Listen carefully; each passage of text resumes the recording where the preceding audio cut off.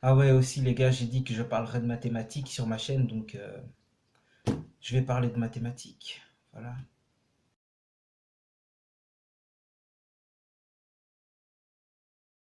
Mais donc oui, j'ai bien mis mathématiques. Donc va falloir passer à la casserole à un moment ou un autre. Bon les gars, j'ai pas trop envie de faire cette vidéo aujourd'hui, j'avoue, j'ai un peu la flemme parce que là on va parler de maths. Mais je dois vous dire ça pour que vous puissiez mieux comprendre la suite. Voilà. Alors, la loi de Gödel dit qu'on ne pourra jamais démontrer la cohérence absolue d'un système. Tout d'abord, Gödel, c'était un mathématicien, voilà. Ouais. Et donc, en mathématiques, il y a des propriétés qui... Ah! En mathématiques, il y a des propriétés qui peuvent être vraies, mais qui ne sont pas démontrables. Par exemple, avec les différences infinies. Et comme par hasard, ben, aujourd'hui, on a appris ça à l'école, hein. Petit clin d'œil à mon prof de mathématiques, monsieur. Enfin bref.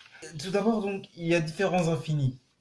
Il y a les infinis avec les nombres naturels, de 0 à 4 milliards au-delà, hein, vers l'infini et au-delà, comme disait Buzz. Les nombres entiers, genre de moins 4 milliards, encore moins l'infini, à genre plus l'infini. Les nombres rationnels, genre un infini, mais que avec des nombres rationnels, genre 0, tatati, tatata, 5,5 et tout ça. Donc, et un infini avec les nombres irrationnels.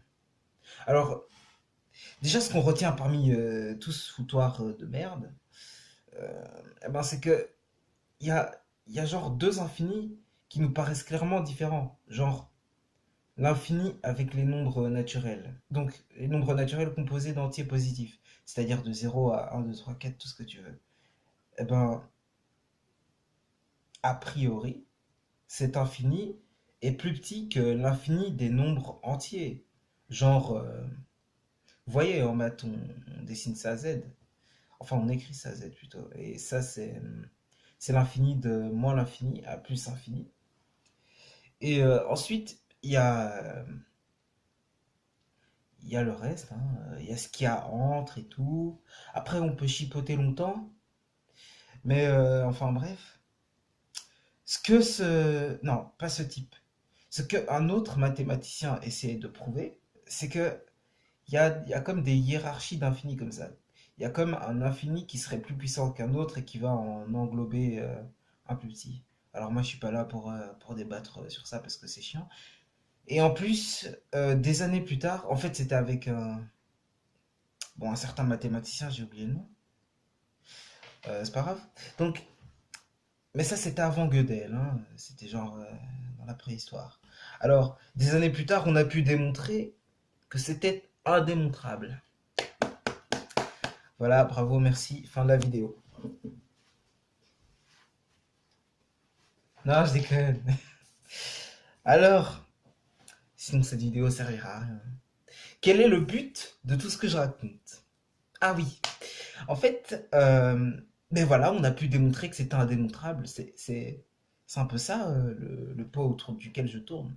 Parce que dans toute cette liste d'infinis que je viens de dire là, avec les nombres naturels, les nombres entiers, les rationnels, euh, ben il y a les réels. Et les réels, c'est genre l'infini qui englobe tout dans nos têtes. Mais en vrai, c'est pas ça. Parce que si tu prends genre tous les réels à l'infini, tu peux pas dire que c'est plus grand que moins l'infini, parce que moins l'infini, ça s'étend, ça s'étend, ça s'étend, ça s'étend jusqu'à hors de l'entendement, tu vois ce que je veux dire? Donc nous à l'école, on a appris quoi à l'école? Bon, on a appris que si on divisait plus l'infini par plus l'infini, eh ben, ça donne un cas d'indétermination. Comme le principe d'indétermination d'Heisenberg. Alors, c'est un point très important. Euh, on va y venir plus tard.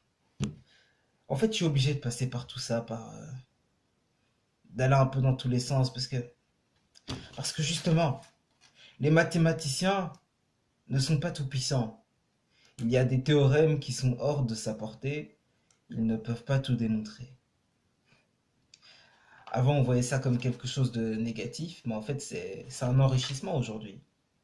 Regardez avec toute cette mécanique quantique. Et je vais y venir. Alors, c'est un enrichissement dans le sens que on sait que on ne peut pas tout démontrer. Donc, il faut être ouvert d'esprit.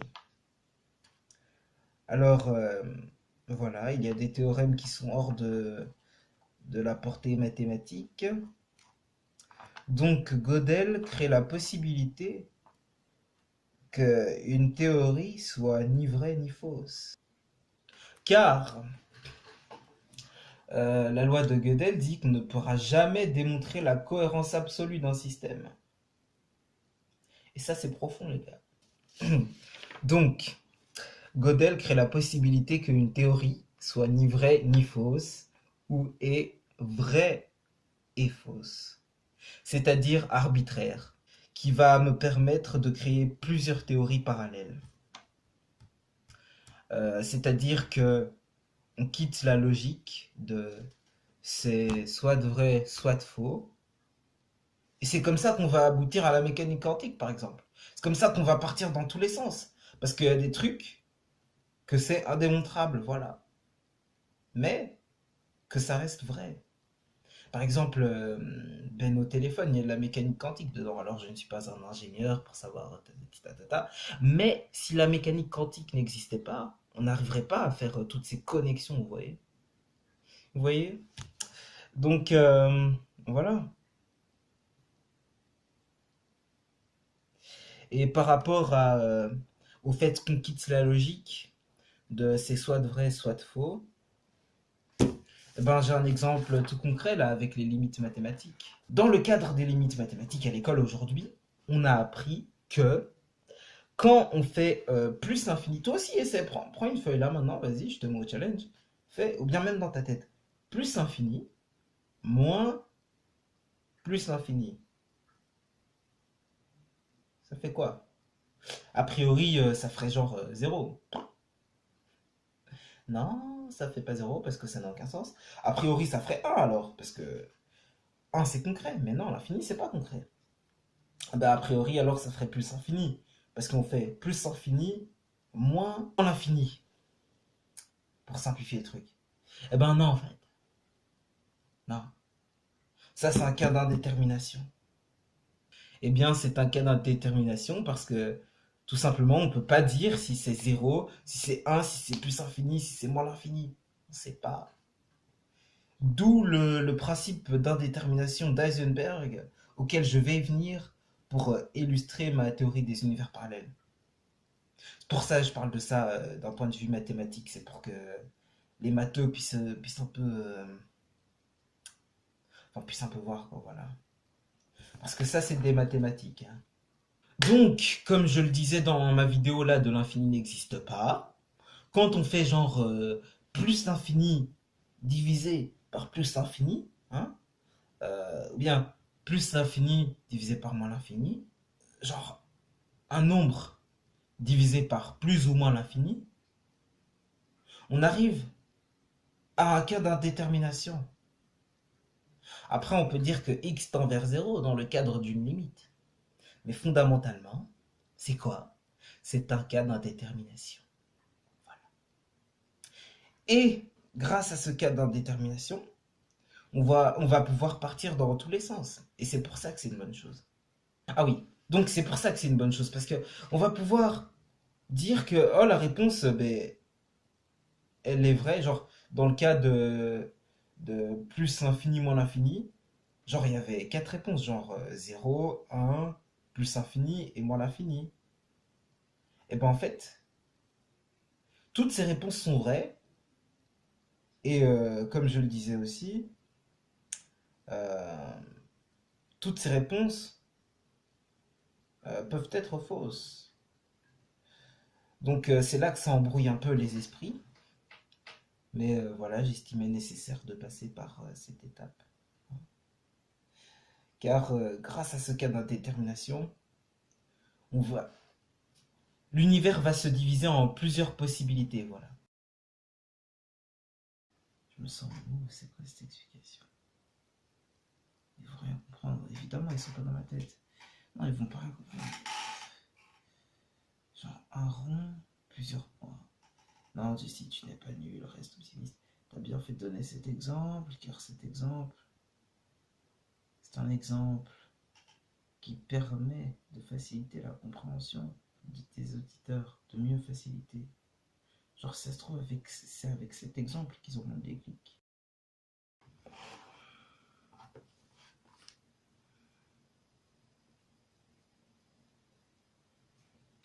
Bon, alors, salut tout le monde. Là, j'étais en train de feuilleter mon cours d'astrophysique.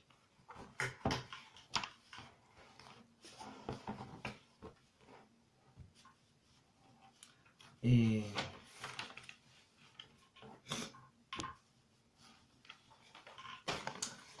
dans mes feuilles, je me suis rendu compte que j'avais dessiné un gribouillage.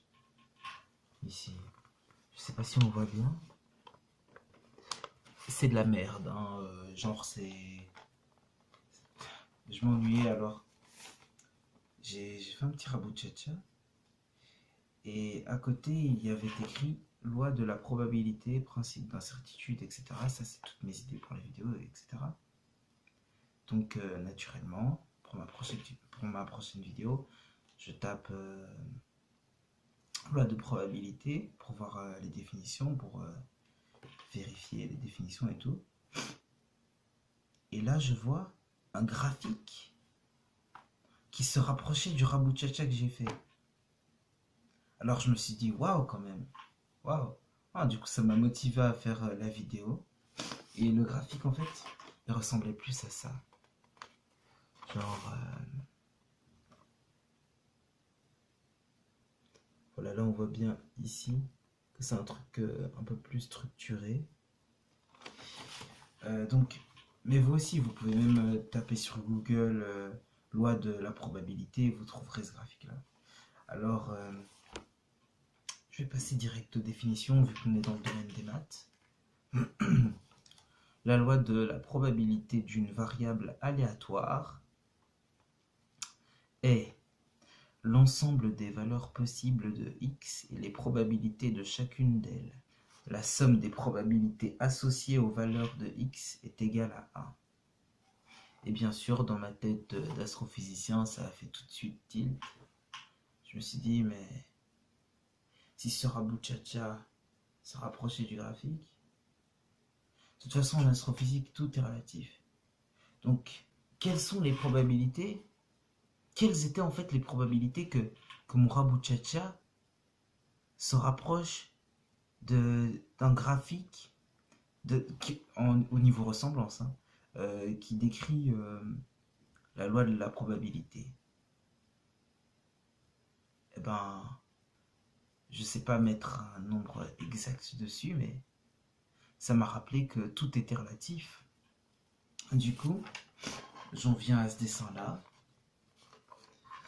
Vous voyez tous ces petits points que j'ai dessinés, ça c'était aussi un gribouillage, hein, genre je pensais à l'univers, j'ai gribouillé des petits points, j'ai essayé de représenter un atome et tout.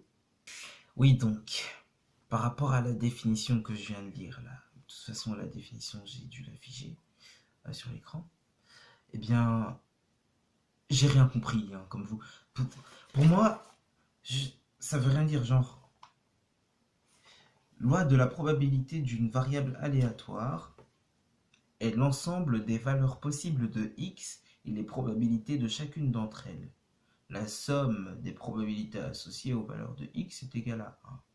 Est-ce que quand tu lis ça, toi, dans le cadre de l'école, mais moi j'ai même pas encore appris ça à l'école, est-ce que tu t'imagines un peu ce que ça veut dire? Moi, perso, les deux seuls mots que j'ai compris, c'est genre probabilité, possible, somme, est égal à 1. Genre. Et en fait, quand j'ai remis tout ça dans le contexte de l'univers, je me suis dit, oh, ça a du sens en fait. Bon, ok. Je vais simplement vous expliquer ce qui m'est passé par la tête en fait. Alors quand j'ai repris mes feuilles et que j'ai vu ça, je me suis dit tiens, si ça c'était notre univers, ce rond là. Alors quand je relis la définition, l'ensemble des valeurs possibles de x et les probabilités de chacune d'entre elles, ce que j'ai compris là-dedans c'est ensemble. Alors si on dit que l'ensemble des valeurs possibles de x c'est tout ça, tout cet ensemble-là, et que les probabilités de chacune d'entre elles, c'est chacun des points, alors imaginons que tout ce rond-là, c'est notre univers. Les probabilités que un amas de galaxies, par exemple, puisse se rassembler à tel ou tel endroit sont évidemment plus élevées, car là, on remarque que le point est plus gros. Vous voyez ce que je veux dire? C'est pareil en fait dans notre univers. Dans un endroit où il n'y a pas beaucoup de matière, genre, tu vas pas trouver beaucoup de nébuleuses. Tu vois, les probabilités qu'il y ait ceci ou cela à tel endroit, vu que à la base il n'y a pas beaucoup, eh ben c'est pas élevé. Mais genre, les probabilités que tu trouves beaucoup de choses à tel endroit de l'univers, genre des galaxies ou quoi, ou des nébuleuses, eh ben la probabilité est plus élevée là, vu que c'est plus gros. Vous voyez ce que je veux dire? Donc, la suite, c'est la somme des probabilités associées aux valeurs de x est égale à 1. Et là, les gars, franchement, les gars, j'aurais l'air un peu d'un illuminé, mais ça m'a frappé direct. Genre, est égal à 1. Genre, quand tu prends tout ça, c'est égal à 1. Genre, imaginons que tout ça, c'est notre univers. Ça fait un univers. Ok? Jusque-là, on prend tout ça, ça fait un univers. Jusque-là, comme exemple, voilà, c'est plutôt simple. Et maintenant, quand je relis, la somme des probabilités associées aux valeurs de x est égale à 1. Ça, c'est ce que je viens d'expliquer. Les valeurs de x, ça peut être... x, je crois que ça peut être une variable, mais je suis pas sûr. Genre, on peut prendre n'importe quelle variable. Dans l'exemple que je viens de donner, la variable x représentait des amas de nébuleuses, de galaxies. Vous voyez ce que je veux dire? Genre, la variable, on va dire plutôt que la variable dans le cas des valeurs possibles de x, c'était la quantité de matière présente dans un espace, dans le cadre de l'univers. C'est ça que je voulais dire. La quantité de matière présente. Genre là, on imagine qu'il y a plus de quantité de matière. Parce que les probabilités sont en même temps plus élevées qu'il y ait plus de quantité de matière là, dans cet espace-là, plutôt que là, ici, où on voit même à peine les petits points. Donc ce que je veux dire, c'est que c'est parce que la probabilité qu'il y ait plus de quantité de matière à un endroit est élevée qu'il y aura plus de quantité de matière là. Dans la mécanique quantique, c'est pareil en fait, avec les quantas d'électrons. Donc, je reviens à mon exemple du coup. Et je vais essayer de rendre ça propre. Donc, la somme des probabilités associées aux valeurs de x est égale à 1. Quand je lis la somme des probabilités, c'est là direct que ça m'a frappé en fait. Parce que, genre, si la somme de tout ça, c'est égal à 1, l'univers, dans le cas de mon exemple, et que là, on parle de probabilité, alors un univers, c'est quoi, les gars? Un cadre bien délimité. Enfin, non.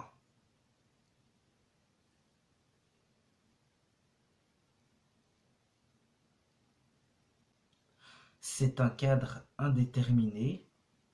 Là, on l'a déterminé, du coup, vu que ça fait un cercle. Mais dans le cadre scientifique, on ne peut pas dire que l'univers, il a un truc bien déterminé. Vous voyez ce que je veux dire? Donc, pour moi, là, dans le cadre de mon exemple, si j'explique le truc, ça donne, c'est un cadre indéterminé dans lequel se superposent plusieurs probabilités. plusieurs possibilités associées aux valeurs de x. Pour être plus clair, ce que j'ai compris par là, moi, c'est qu'un univers, c'est plusieurs probabilités en même temps. Et toutes ces probabilités superposées, bien sûr, eh ben, ça donne un univers. En fait, ce 1 là, cet univers, il faut pas le voir que comme un. Un univers, c'est ça, c'est un univers. Mais moi, en fait, je le vois plutôt comme l'exemple de la fente de Young, là, sur la lumière qu'on passe dans une fente, et ou deux, je sais plus, et qui se divise en, en plusieurs faisceaux comme ça, en un patron d'interférence. Vous savez, c'est pourquoi ça? C'est à cause des lois de la probabilité, ça. C'est vraiment relatif à ça, les gars, sérieux. Donc moi, c'est comme ça que je vois l'univers, en fait. Vous voyez la vie, toutes les étapes de la vie, l'extinction des dinosaures et tout. Et vous voyez ma théorie d'avant sur les univers parallèles et les différentes possibilités qui se passent ci ou ça. Eh ben, justement, sans ces différentes possibilités, l'univers ne serait pas l'univers. Ben oui, il serait désuni. J'irais même plus loin même en disant qu'il serait annihilé, car ses propriétés intrinsèques probabilitaires n'existeraient pas. Alors ce ne serait pas notre univers. Ils vont rien comprendre. Évidemment, ils sont pas dans ma tête. Non, ils vont pas rien comprendre. Genre un rond, plusieurs points. Non, Jessie, tu n'es pas nul, reste optimiste. T'as bien fait de donner cet exemple, car cet exemple, c'est un exemple qui permet de faciliter la compréhension de tes auditeurs, de mieux faciliter. Genre, ça se trouve, c'est avec cet exemple qu'ils auront le déclic.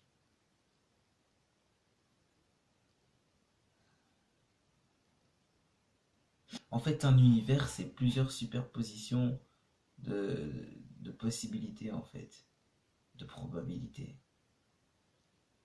C'est comme ça que je vois un univers. Et là où ça devient évidemment bizarre, c'est quand on rentre dans le domaine de la mécanique quantique. Sacrée mécanique quantique. Oui, alors, vu qu'on est dans les maths, là, on va faire quelques définitions. Réelle, définition. Qui existe en tant que chose ou agissant en effet selon toute causalité. Réelle, définition. Qui existe en fait en tant que chose ou agissant en effet selon toute causalité. Non imaginé, ou non supposé, ou non spéculé. Ni virtuel, ni artificiel. Vrai. Ah oui, et j'allais même oublier notre petit dernier. Dimension, définition. Nombre minimum de coordonnées nécessaires ajoutées pour spécifier n'importe quel point dans l'espace-temps. Je recommence. Nombre minimum de coordonnées nécessaires ajoutées pour spécifier n'importe quel point dans l'espace-temps.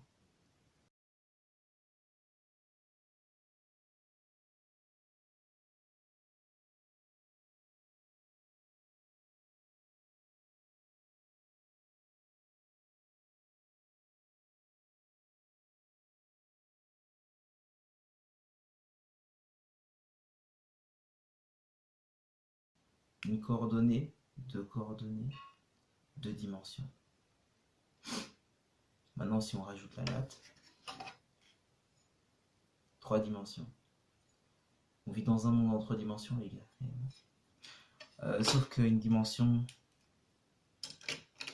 c'est flou quand même. Hein, c'est...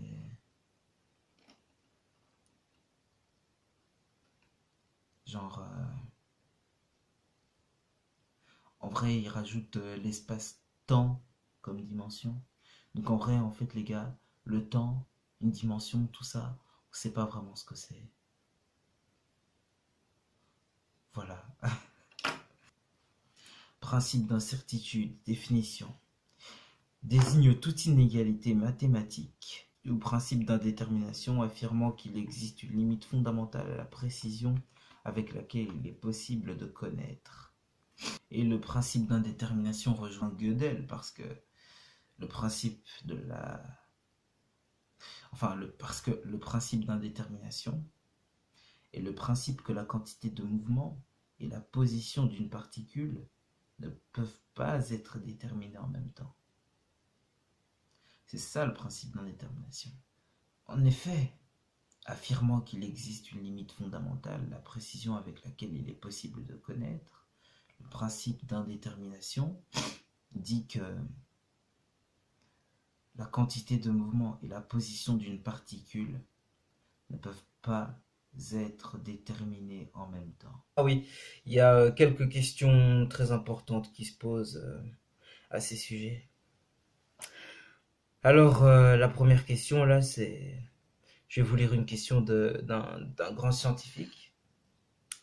Je sais plus comment il s'appelle, mais bon, c'est pas grave, on va dire. Alors, si chaque version de la réalité subatomique est réelle, comment ne voyons-nous qu'un seul monde? Mais oui, parce qu'en fait, dans la réalité subatomique, c'est-à-dire dans la mécanique quantique, le monde se divise en plusieurs probabilités comme ça.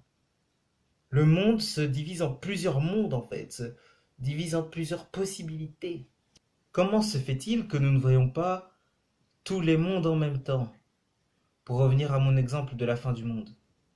Comment se fait-il que nous, ces possibilités, ces probabilités, on ne les voit pas? Comment se fait-il que on ne puisse pas prouver, en fait, ces théories? Mais déjà, parce qu'elles sont... J'hésite à dire existentielles, en fait. Et philosophiques. En fait, elles dépassent un peu notre entendement. Un peu beaucoup. Voilà. Maintenant, je pense que tout est possible.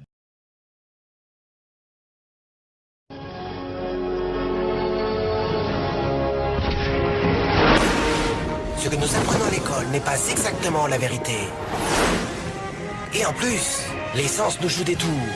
On doit se demander, quelle est la réalité dans laquelle on se trouve? Les physiciens modernes disent que ce ne sont que des sombres informations. Dois-je les croire? J'espère.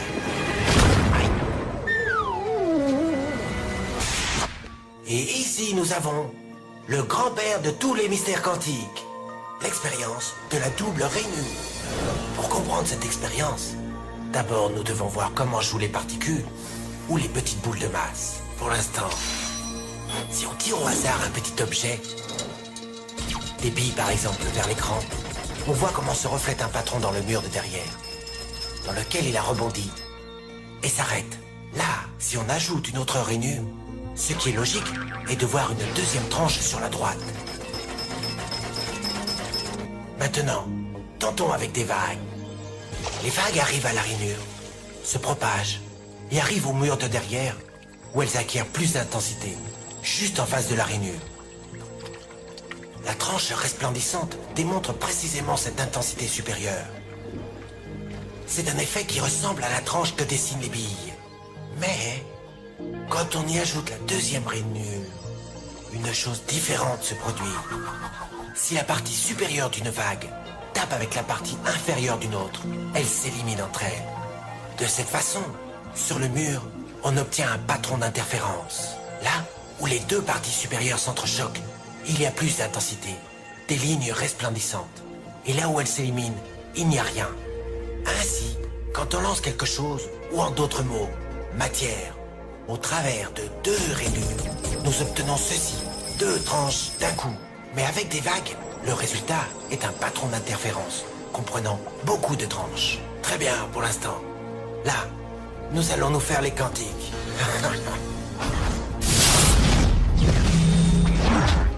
Un électron est un tout petit morceau de matière, comme une toute petite bille.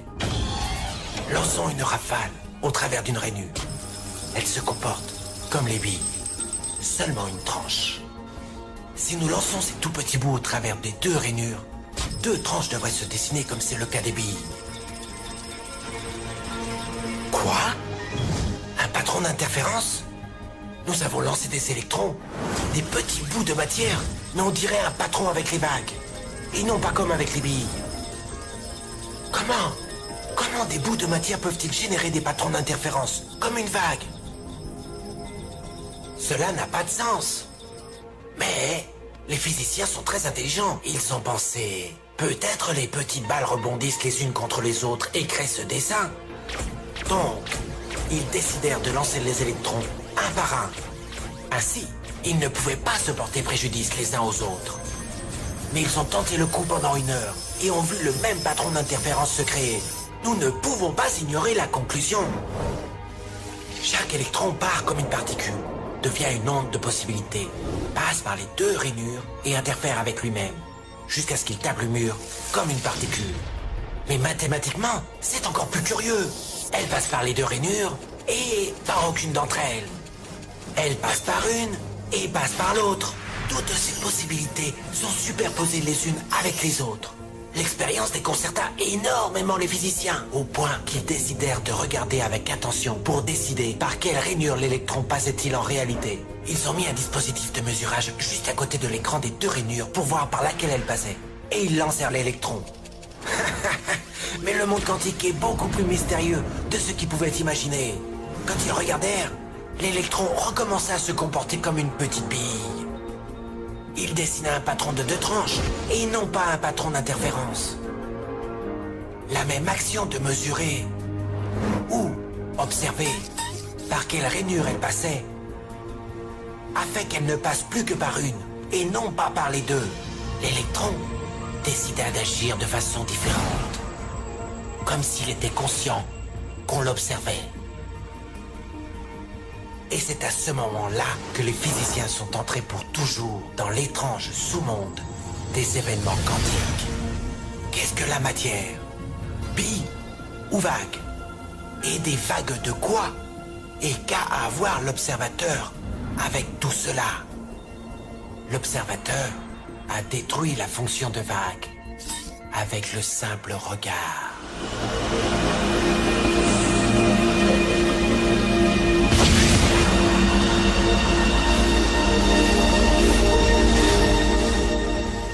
Et c'est seulement quand on observe le truc, la particule, eh ben, elle se comporte plus comme une vague. Elle se comporte comme une particule. Donc comment ça se fait que quand on observe le truc, eh ben, ça change de comportement. C'est comme si l'atome, enfin l'électron, il avait une conscience en fait. C'est comme si, toi, quand je te regarde là en train de prendre ta douche, tu prends ta douche, mais quand je tourne ma tête, t'es sur la lune. C'est ça qu'on comprend pas. C'est comme si tu manges tes céréales, et puis dès que je te regarde, t'es en train de boire du lait. Je tourne la tête, tu manges des céréales, je te regarde, tu bois du lait. Tu peux pas faire les deux en même temps. T'es obligé de faire qu'un truc en même temps. Donc cette situation-là n'est pas cohérente. Et pourtant, c'est ce qui se passe dans le monde de la mécanique quantique, mon petit.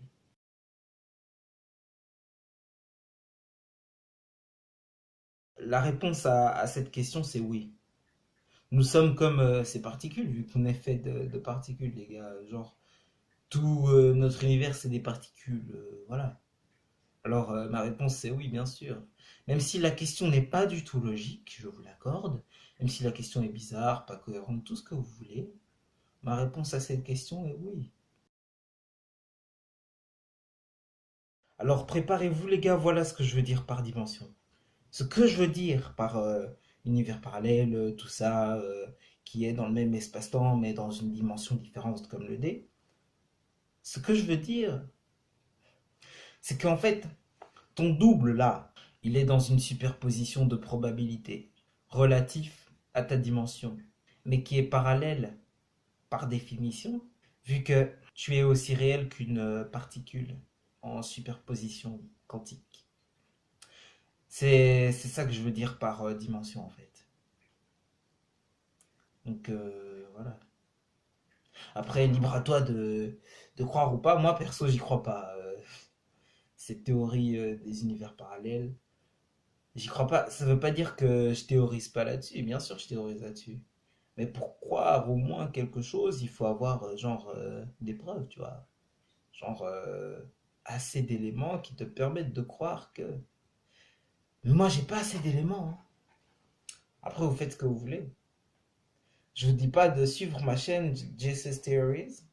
Je vous dis pas de vous abonner ou quoi. Ah, libre à vous. Maintenant, sachez que votre double dans l'autre univers parallèle, là, ah, il va s'abonner à ma chaîne, hein.